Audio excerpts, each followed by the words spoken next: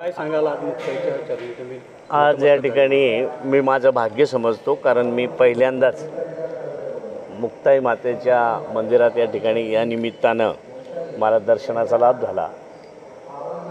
जे राष्ट्रवादी काँग्रेस पक्षानं राज्याला स्वतंत्र होऊन म्हणजे गुजरात आणि महाराष्ट्र असं विभाजन होऊन जे 65 वर्ष पूर्ण होतात आणि 65 वर्षात ज्या ज्या काही नेते असतील, कार्यकर्ते असतील, सामाजिक ज्या काही व्यक्ती असतील, त्याचप्रमाणे महाराष्ट्राला एवढ्या उंच स्तरावर नेण्यासाठी मग ते नद्या, नाले सर्व जे काही असतील त्यांचा सहभाग हा मोठ्या प्रमाणात आहे. आणि म्हणूनच आज महाराष्ट्र हा एक विकासाच्या दृष्टीने उंच शिखरावर त्या ठिकाणी गेलेला आहे. आणि त्याच्याच स्मरणासाठी म्हणून, त्याचं स्मरण व्हावं म्हणून, त्याची जोपासना व्हावी म्हणून त्या ठिकाणी हा एक रथयात्रेचा कार्यक्रम ह्या निमित्तानं सुरू केला आहे.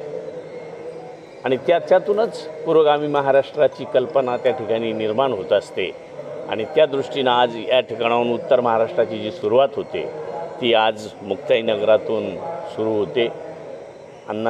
दादांनी सांगितल्याप्रमाणे हा रथयात्रेचा कार्यक्रम हा पूर्ण राज्यभर 6 डिव्हिजनमधून आपले जे पहिले मुख्यमंत्री स्वर्गीय यशवंतराव चव्हाण साहेबांच्या समाधीस्थळी हे सगळे 6चे 6 रथ त्या ठिकाणी ह्या विभागातली, राज्यातली माती, पाणी आणि त्या समाधीला त्या ठिकाणी ते अर्पण करून काही त्या मातीवर झाडं लावून आणि त्या ठिकाणी ते पवित्र स्थळ त्या ठिकाणी आहे त्याची त्या ठिकाणी सगळ्यांनी एकत्र जाऊन आणि दर्शन घ्यायचं आहे. त्यानंतर 1 ते 4 तारखेपर्यंत राज्यभरातून सगळ्या प्रकारच्या जाती धर्मांचे उत्सव कार्यक्रम त्या ठिकाणी साजरे होतील. अनेकांचं मार्गदर्शन होईल या दृष्टीनं हा कार्यक्रम आयोजित केलेला आहे. का महाराष्ट्र ज्या गतीनं पुढं चालला आहे ती अजून सर्वसामान्य गोरगरीब जनतेला ह्या आजपर्यंतचे ज्या विभूती आहेत त्यांनी जशा पद्धतीने सहकार्य केलं आहे तसेच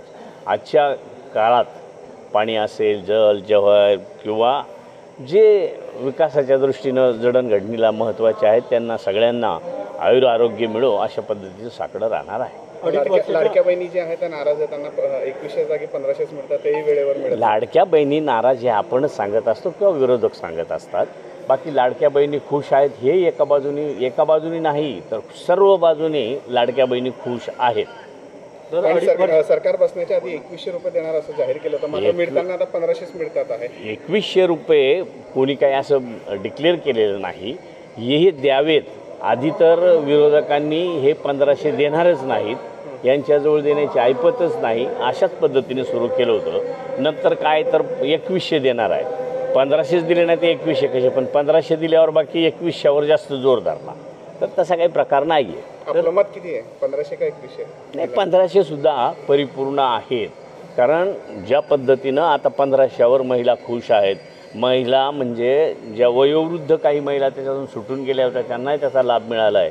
अगदी मुलं, बाळं किंवा नातवंड काहींना असतील त्यांना 2 रुपये देण्याचा स्वतःचा अधिकार त्या ठिकाणी, स्वतःच्या हक्काचे पैसे द्यायचं त्यांना ती सुविधा निर्माण झाली असं म्हणू.